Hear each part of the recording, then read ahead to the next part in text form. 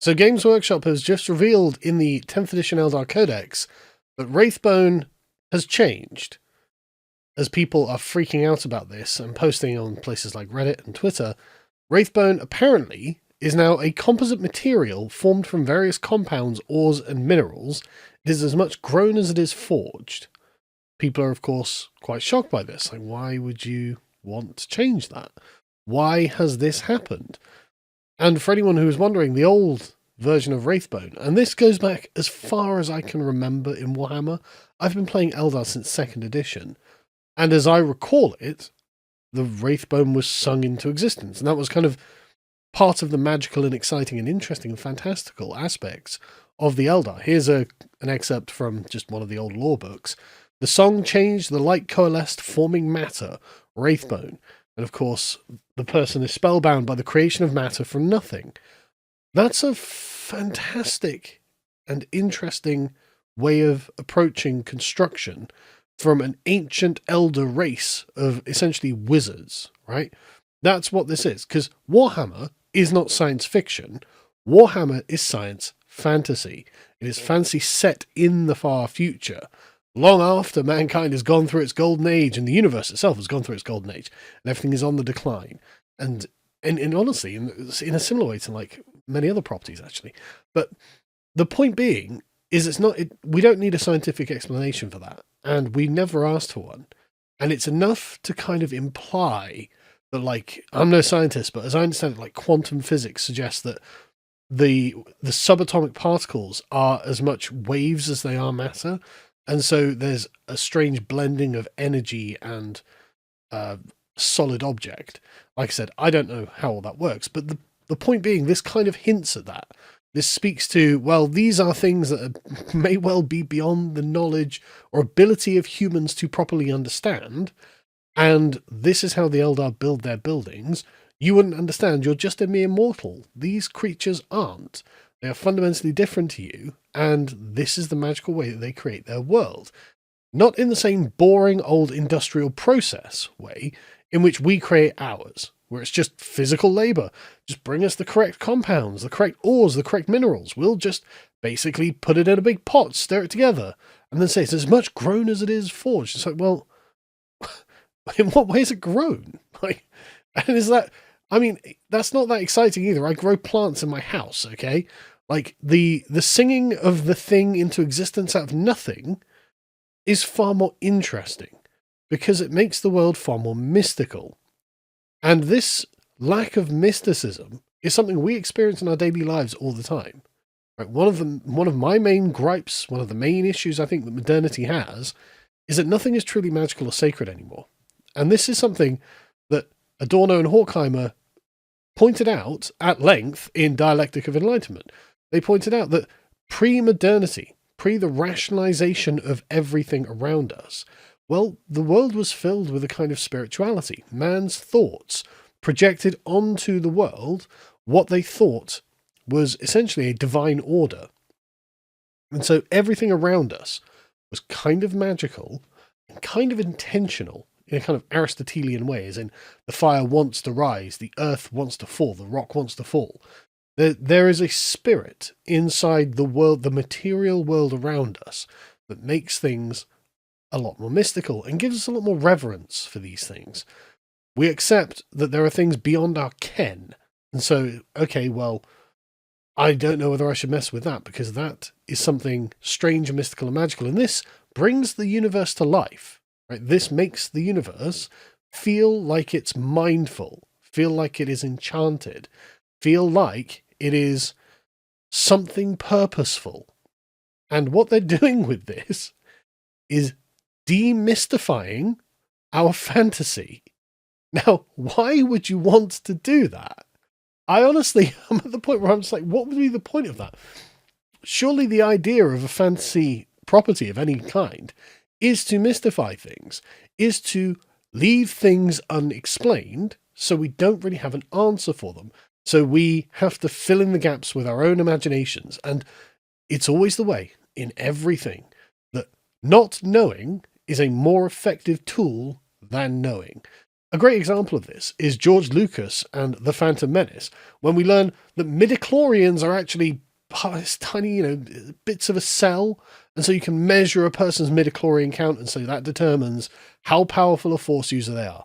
That is, I mean, I'm not a Star Wars fan, but I remember at the time when people were so angry at that, right? Because everything about Star Wars until that point had kind of implied that a person's command of the Force was due to their own virtue, due to their character, how they curated their own person mattered and had an effect on how effective a Force user they would or could be. And so this is why you have years of discipline, years of study. This is why you have training. You need to focus yourself. You become a different kind of person through these years of discipline, meditation, and training and study to learn how to attain the proper character that makes you kind of one with the universe and allows this mystical force to, I don't know, kind of pool inside you and to have the ability to use it, right? So there's something that can't really be measured, but it's definitely something that is instinctual, that is non-quantifiable, that is out there but real, right? Something metaphysical about all of this that was being drawn in and through one's own spiritual behavior could be altered. And that's kind of what the Eldar was speaking to with the nature of wraithbone. So yeah, they can create something in a very strange and mystical way that we as humans don't understand, but we're not 1,000-year-old space elves. So, well, maybe they do know something about, the spiritual aspect of the universe that we don't, and they can somehow make it transition from the spiritual to the real. This is all very interesting. This is all very romantic. This is one of the things I was attracted to with the Eldar. And so to just be like, no, it's an industrial process, bro. It's just an industrial process. Like, why would you do that if you're making a fantasy property? I can only assume it's because of the same reason that George Lucas was like, oh no, midichlorians is just a cell count or something in your cells that has a particular numerical value. Like, the rationalization of the world, the desire to categorize and quantify everything is a cancer to anything artistic. It didn't need explaining. It didn't need changing. No one was asking to know, because now you could just enumerate the various compounds, ores, and minerals and give us a pseudo-scientific layout of the thing, as if this was Star Trek, right? Star Trek's very good for this sort of thing because it's trying to be a science fiction. It's trying to say, look, it could be that this is how reality could be operated if only we had the sufficient technology. That's not what anyone wanted with Warhammer. That's not what we're asking for. Like, well, we've got literally, dudes in power armor with giant angel wings, and then another guy who's literally got an evil blood red eye fighting in the throne room of the God Emperor of mankind. I don't want much science in that, actually, right? What this is a moral point about the climactic battle between good and evil, and trust and loyalty and betrayal, and all of these other things are just nothing to do with any of this. And when you start stripping away the fantastical pillars of the universe, you reduce how exciting it is. And I can only assume that it's because our real world is so disenchanted at this point that the people who are living in it, again, this was 30, 40 years ago, this original law would have been written, generations ago, now, literally generations ago, that I can only assume that the people now have grown up in this disenchanted world, in a godless, post-magic world, where it's like, well, no, obviously the Bone Singers are crafting something with material. Obviously my lack of imagination has made it so that obviously it has to be something materialistic, because I'm so far gone when it comes to the spiritual aspect of what it is to be a human being that I can't even imagine that there could be a spiritual aspect to what it is to be a living being. So anything that happens has to have a material cause that could be weighed, measured, stamped, and done over and over and over in an industrial process, right? It couldn't possibly be that it's a series of people who are particular, specific people who are trained for who knows how long, that have a magical ability that's unique to them, that allows them to summon things out of nothing and the energies in the universe, whatever it is. I don't want an explanation. That's the point. I don't want an explanation.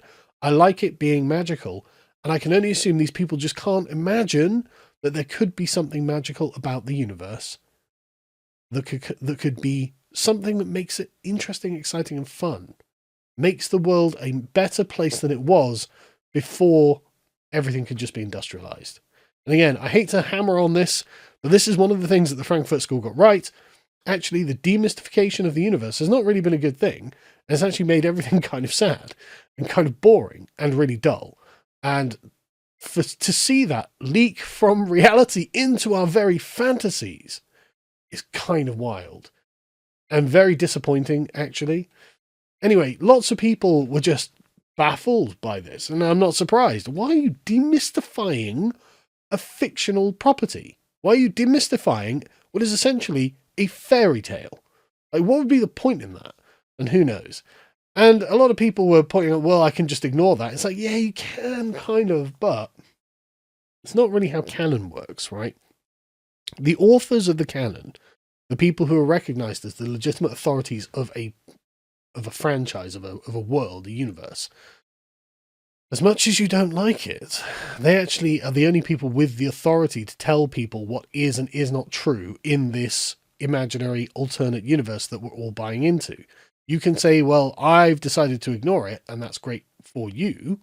But as a shared experience, well, most people are going to be like, well, if they say that's the canon, I mean, that's weird. It's not what I like, but people will come to accept it because canon really is based on authority. And then you had lots of people saying, now you know how it feels. Because, of course, lots of people were annoyed with the female custodies, and lots of people with pronouns in their bios like, suck it, chuds. This is what you get. And now they're like, well, industrial wraithbone. Oh, how could you do this? And they'd be like, well, bro, female custodies literally does nothing to really impact your lore, bro. It's like, yes, it does. In the same sort of way that, like, changing the wraithbone affects your love of the Eldar, changing the brotherhood to not be a brotherhood metaphysically alters the thing. Whether you like it or not, it takes away something truly unique about that thing, just as they've taken something truly unique away from the Eldar. You are now in the same point. You can say, because of your own prejudices, well, I don't care that they had their thing taken, but that's the problem with this, isn't it? The noose just gets tighter, and now it's come to you. And so you're like, well, I didn't like this. It's like, oh, well, there we go. And you've got to remember, a lot of these people genuinely were excited that you were having things stripped away from you, right? They were genuinely excited and were happy that you were losing things. And I'm not suggesting that we should be happy that they're losing things. I'm also losing this thing as well. I don't like the demystification of Warhammer 40,000. I think this is really crazy. Why are we doing this, Games Workshop? Really, you want to think about why you've done this and actually maybe just decanonize that, go, no, oh, no, it is Wraithbone. Whoever wrote that just didn't know what the hell they were talking about. And we haven't really got an adequate explanation, whatever. We shouldn't become vengeful because, of course, this is just going to lead us down to a little spiral where the things we love are destroyed, which is precisely what they wanted in the first place. Anyway, so I'm not in any way in favor of the Wraithbone retcon, and I don't know why Games Workshop is doing this. There's no reason to do this. Like, you had literally a magical fancy realm. Like, are we going to explain Chaos Sorcerers as not using magic now? Because it used to be that they were Psykers. Then they became magical. Are they just going to go back to being Psykers now? Are Psykers going to be explained using physics now? Or can we just accept it's a kind of magic? The can of worms is just open at this point. Pandora's box has been opened. And this doesn't lead to anywhere good for your fantastical property. Just saying.